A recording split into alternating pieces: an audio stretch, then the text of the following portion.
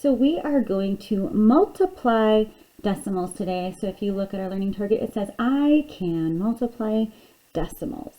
All right, so that is what we're going to get to. Now before every lesson, we are going to do our, and I'm going to do this in a different color, see if you can see that. We're going to do our fair game review.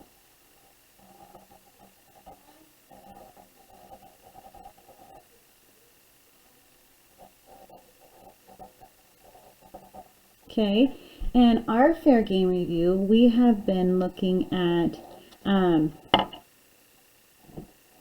long division. Okay, so we are going to divide whole numbers. So let's see here. How about 436 divided by 24? So how many times does 24 go in 436? So remember that this is called your dividend. Make sure you're writing this down, okay? And this is called your divisor. Okay, and let's turn that into a math problem. So we're going to use the division box, and we're going to put 436, the dividend goes inside, and 24 on the outside. Okay, so now let's think about this. How many times does 24 go into 4? Well, 24 doesn't go into 4. Some people like to put an X there or nothing. 24 goes into 43. Well, if I count by 24s, 24, the next one would be 48. That's too many, so we know 1. Okay, so 1 times 24 is 24. Subtract, make sure you borrow, okay, from the 4, making 3 13. 13 minus 4 is 9. And 3 minus 2 is 1. And then we have to bring down our 6. Now I want to know how many times does 24 go into 196. Now when I count, I could count by 24s, but I'm really good at counting by 25s, and that's really close to 24, so I'm going to do that. So I'm going to say 20, I'll do 25, 50, 75, 100, 125, 150, 175, 200. Okay, 24 is less than 25 and 196 is less than 200, so I might try 8, and I'm going to do my scratch math over here. So I think 24 might go in 8 times. 8 times 4 is 32. Carry the 3. 8 times 2 is 16, 17, 18, 19, 192. That does indeed fit in there, so I'm going to put an 8 at the top. 8 times 24 is 192. Subtract, and 6 minus 2 is 4.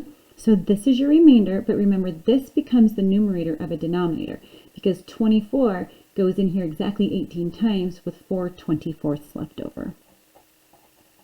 Okay, so we have 18 and 4 24ths, or you can simplify that because 4 is a factor of 4 and 24 to 18 and 1/6. Okay, all right. Here's a couple more that you can try on your own. So for 1, try 765 divided by 70. And for number 2, you're going to try 458 divided by 47. And what I want you to do is I want you to pause the video and go ahead and try these math problems, and then the answers will pop up for you. Okay, so let's go back to our learning target. Okay, so I can multiply decimals. It's okay to write it again because this is what it is that we are learning how to do. Okay, so remember, decimals also represent part sometimes of a number. Okay, so in between those whole numbers. So we are going to practice what happens when you multiply them. Now I'm going to give you some rules ahead of time. Okay, I'm going to give you some rules ahead of time. Okay, the first rule, and I'm going to put a star here. Okay, when we multiply decimals,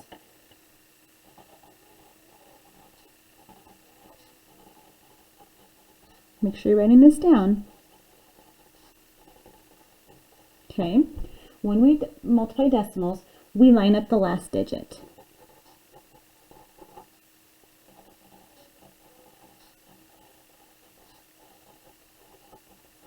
Okay, we line up the last digit.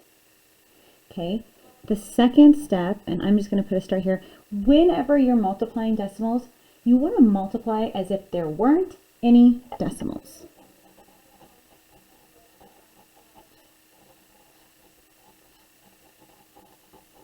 Multiply as if there weren't any decimals.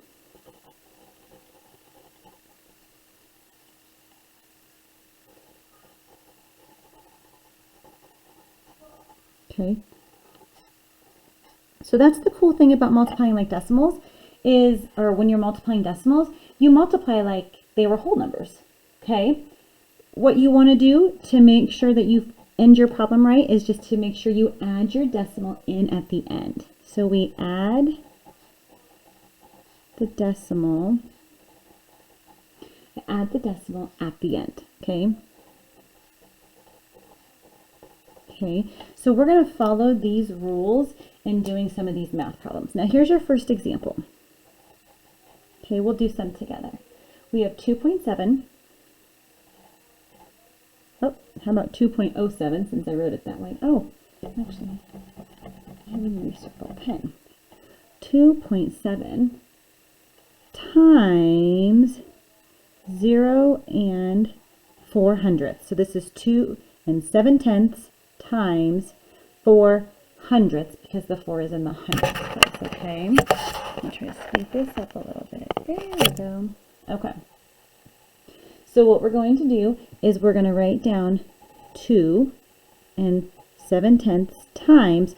Now the 4 is going to go underneath here. So it's 4, 0, like this. We only line up the last digits.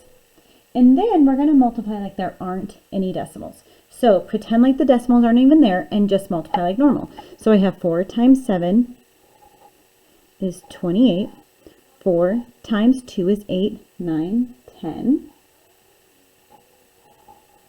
Okay, I don't have to multiply by zeros because 0 times everything is 0. But now what I have to do is really, really important. I have to count out the decimals. So I have to count out 1, 2, 3 decimal places because I'm going to multiply by 10, multiply by 10, multiply by 10. Well, now what I have to do is I have to drop that down here, and since I took it out 3 spaces, I have to put it back in 1, 2, 3 spaces. So there's my answer. So 2 and 7/10 times 4 hundredths is 108 thousandths because the 8 is in the thousandths place. Okay? Let's try another example. Let's do 2 and 5/10. Practice saying 2 and 5/10 times 7 and 63 hundredths. 7 and 63 hundredths. Okay, be careful not to mix up your multiplication dot with your decimal there, okay? Now, you can line these up with the 2 and 5/10 on the top or the 7 and 63 hundredths on top, but I always like to put the number with the most digits on the top. So I'm actually going to do 7 and 63 hundredths times 2 and 5/10. And notice that I lined up the 3 and the 5, okay?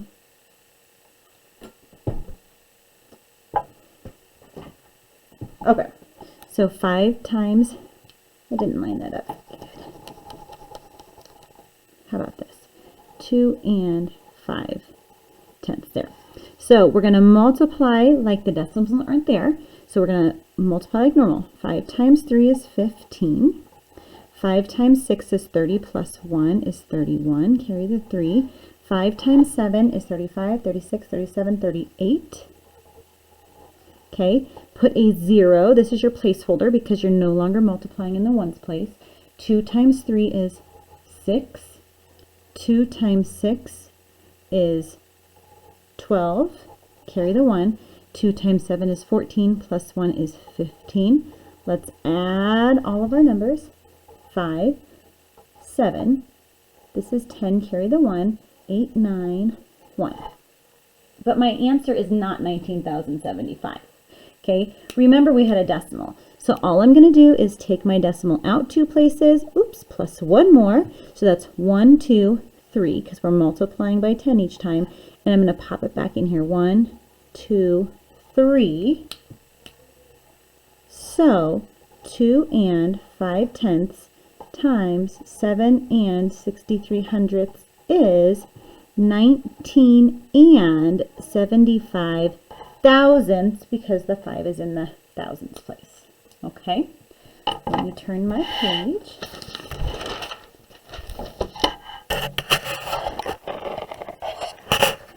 All right, let's try some practice problems.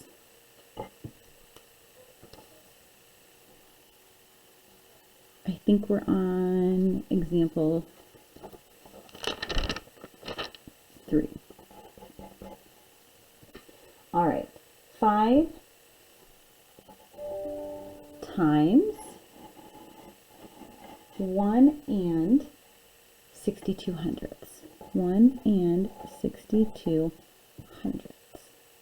Okay, so when we multiply this, 1 and 62/100 to me has more digits, so I am actually going to put that on the top. 1 and 62/100 times 5. Okay, and I might be thinking to myself, if I estimated what my answer would be, 1 and 62/100, I know 1 times 5 is 5, but this is really close to 2, and 2 times 5 is 10. So my answer should be somewhere between 5 and 10, but probably, since this is more than half, probably closer to 10. Let's see if that works. So 5 times 2 is 10, carry the 1. 5 times 6 is 30 plus 1 is 31. 5 times 1 is 5, 6, 7, 8, so 8. Now, remember to take out the decimal, 2 of them, put them back in. So that means that 5 times 1 and 62/100 is 8 and 10/100, or 8 and 1/10. Okay, let's try another one. How about 45 and 9/10 times, we're going to say 0 and 23/100. Okay, now I'm going to start by putting this number first because it has more digits. So I'm going to do 45 and 9/10 times 0 and 23/100. And then I'm going to multiply as usual. Remember, we're not worried about the decimal until the end. 3 times 7, or sorry, 3 times 9 is 27. 3 times 5 is 15, plus 2 is 17, carry the 1. 3 times 4 is 12, plus 1 is 13. We're going to multiply by 2, so we are going to put our placeholder there. 2 times 9 is 18, carry the 1. 2 times 5 is 10, plus 1 is 11. And 2 times, don't forget the 1 there. 2 times 4 is 8, plus 1 is 9. Okay, so now let's add 7 there. 7 plus 8 is 15, carry the 1. There's 5 and 10. Now what we want to do is we want to take out our decimal. 1, 2, 3. 1, 2, 3. Okay, so I'm going to end up there. So 45 and 9/10 times 0 and 23/100 is 10 and 557 thousandths. All right, if you have any other questions about multiplying decimals, let me know. But now we are going to apply our decimals skill, okay? And I want to think about something that is really, really cool. So if you have a rectangle. Okay. Does anybody know if I wanted to find the area of this rectangle? If I wanted to find the area of that rectangle, what would I do if this was the base, okay, and this was the height? What would I do? What would I have to do to find the area of a rectangle? Okay, hopefully you said, well, you multiply the base times the height, because that's how you find the area of a rectangle. You multiply the base times the height. Now I know the base and the height are always going to meet at a 90-degree angle, and this little box inside my shape says this is a right angle. It is a 90-degree angle. The base and the height always meet at a 90-degree angle. Now why is that important? Well, because what if I have a rectangle that looks like this? Okay, this is 2 centimeters, and this up here is 6 centimeters. And I want to know what the area is. Okay, if I want to know what the area is, I go like this. Area equals base times height. Okay, now I can multiply the base times height, and I can write A, because I'm looking for A. This is a very cool variable. Write A equals, and then I'm going to do the base, which is 2. So the base equals 2, and the height equals 6. Those are my two variables. So I'm going to do 2 times 6, and then my area is 12 centimeters, and for area it's squared. Okay? So that's how we calculate area. Now we can do the same thing when we have decimals. Okay? So watch this. Let's say I have this rectangle here. Kind of looks like a square, but it's not. The base, okay, is actually going to be 14 and 1/10 centimeter, and the height is actually going to be 23.6 centimeters. Okay, and I want to calculate the area. So let's write down our formula. So we write the formula, which is area equals base times height, and I'm going to identify that the base is 14.1 and the height is 23.6. And the reason why I do that is because sometimes there's some other measurements within your shape that can make it confusing, so I always like to identify what those are. Now, we're going to write down our formula. We're going to go ahead and replace the B and the H with the actual numbers of the base and the height. So we're going to do 14.1 times 23.6. Okay, now I'm going to have to do that over here. 14.1 times 23.6. Now don't be fooled. Just because I land at the decimal doesn't mean we drop it down. Okay, 6 times 1 is 6. 6 times 4 is 24. 6 times 1 is 6, plus 2 is 8. Placeholder. 3 times 1 is 3. 3 times 4 is 12. Carry the 1. 3 times 1 is 1, plus 1 is 4. 2 placeholders, because I'm multiplying in this. Okay, so 2 times 1 is 2. 2 times 4 is 8. 2 times 1 is 2, and now let's add 6 plus 0 is 6, 4 plus 3 is 7, 8 plus 2 is 10, plus 2 is 12, carry the 1, 8 plus 4 is 12, plus 1 is 13, carry the 1, and I've got 3.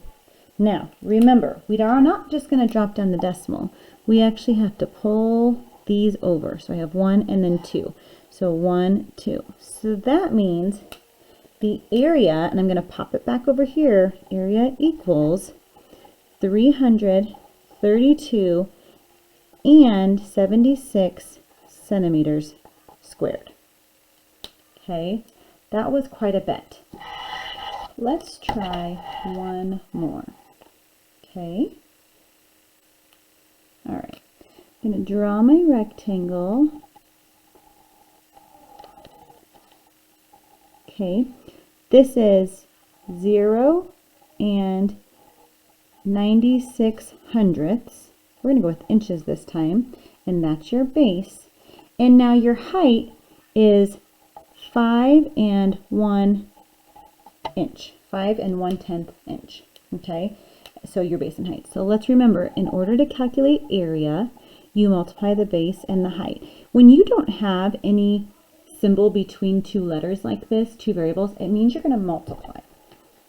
Now I'm going to identify my base as this. So 0 and 96 hundredths, and your height is 5 and 1/10, like that.